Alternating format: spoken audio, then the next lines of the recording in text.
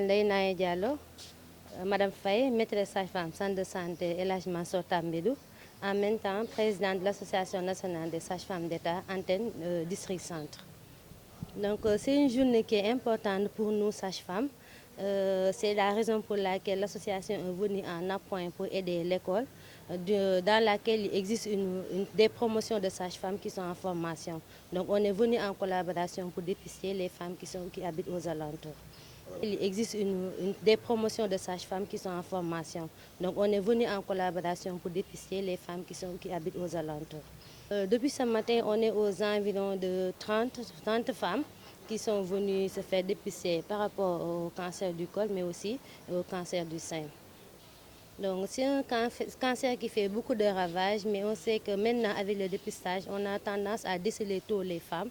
Et si on considère l'apport que le dépistage fait, avec le traitement qui est minute, qui est fait immédiatement si la femme est dépistée positive, on voit qu'il y a nettement un recul par rapport à l'avancée de ce type de cancer-là.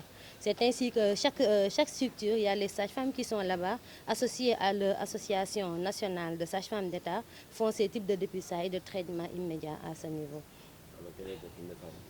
Donc juste pour dire que, comme on a l'adage de dire qu'un homme averti en vaut deux, nous en tant que sage-femme, on se dit qu'une femme avertie en vaut une communauté.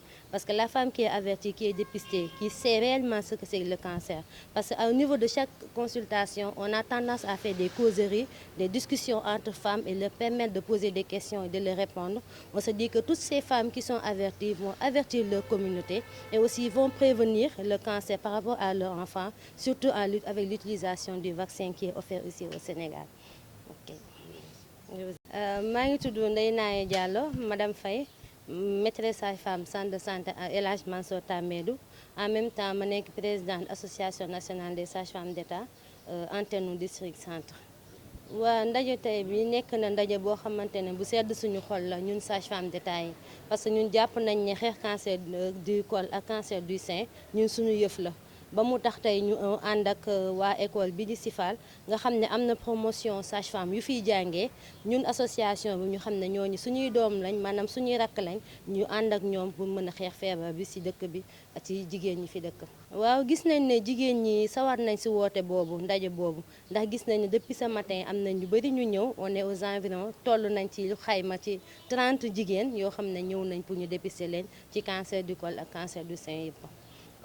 xeex bi dëgg la feebar bu metti la bu cher la, waaye gis nañ ne dépistage bi mooy li nga xam ne moo ci ëpp solo pour wàññi njëg bi, ndax wàññi njëg boobu tant ci famille bi lay doon mais que ci état bi, ndaxte koo xamante ne teel nañ ko dépister ñu gis ne lii feebaru cancer du col bi mu ngi ci moom, ñun sage-femme yi dañ koy faj ci saa si nga xamante ne loolu du mën a law.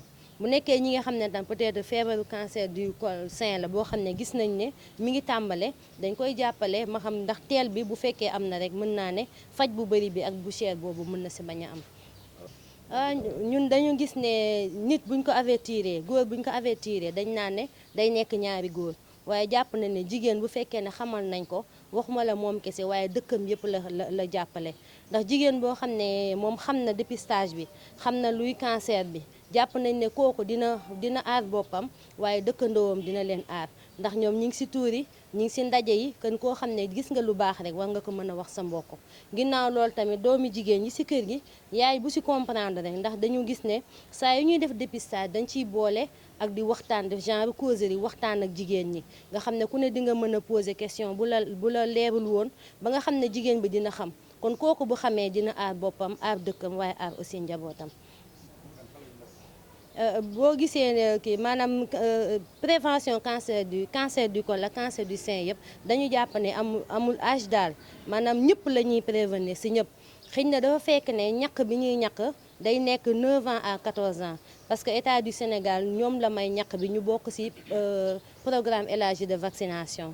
mu mel ne comme ñàkk ñiy ñàkk xale ba ñu am 9 mois jëm 15 mois du moins. léegi loolu noonu boo gisee état def ko, dañu gis ne feebar bi feebaru sëy la, ñu jàpp ne xanaa 9 ans ba 14 ans xëy na xale bi mayeeguñu ko, xale bi sëyagu fi, loolu moo tax ñu jël ñàkk bi defal ko xale yi ci âge boobu. wante terewul képp koo xamante ne jigéen la te musul sëy, moom war na mën a def ñàkk boobu, waaye ñàkk boobu mu muy def xëy na da koy jënd, waaye bokkul ci li nga xam ne moom la ñu mayee ci ñàkku xale yi. waaw boo xoolee si wàllu cancer du sein bokk na ci facteur de risque yi maanaam ci ñi nga gis ne ñoo xam ne ñoo ko gën a am mooy jigéen ñi nga xamante ne nàmpalaguñu wala ñi nàmpalul wala ñi nga xam ne seen nàmpal bëriwul loolu di indi jàngat ci ne nàmpal bi dafay jàppale jigéen ngir mu mën a xeex feebaru cancer boobu loolu moom gis nañ ko te études yi wane nañ ko kon ñu gis ne jigéen lu mu gën di nàmpal rek day gën a aar boppam si wàllum feebaru cancer du sein bi. Je suis Dr Rokhaya Maron Seck, directrice des études de l'école de santé de la ville de Dakar. Nous sommes réunis aujourd'hui pour une journée de dépistage du cancer de l'utérus, du col de l'utérus et du cancer du sein, dans le cadre d'Octobre Rose. Nous nous sommes dit que c'est une étape importante dans la vie de toute femme et que nous devons nous aussi apporter notre pierre à l'édifice. Il y a quelques années de cela, avant que l'école ne ferme, l'établissement a eu à dépister des centaines, d'après les archives. Là, c'est une première depuis la réouverture de l'établissement. Et nous comptons pérenniser cette action. Bon, par rapport à ça, ce que nous pouvons dire, c'est juste interpeller le ministre de la Santé afin que toute femme puisse désormais se faire dépister gratuitement. Le programme d'aujourd'hui.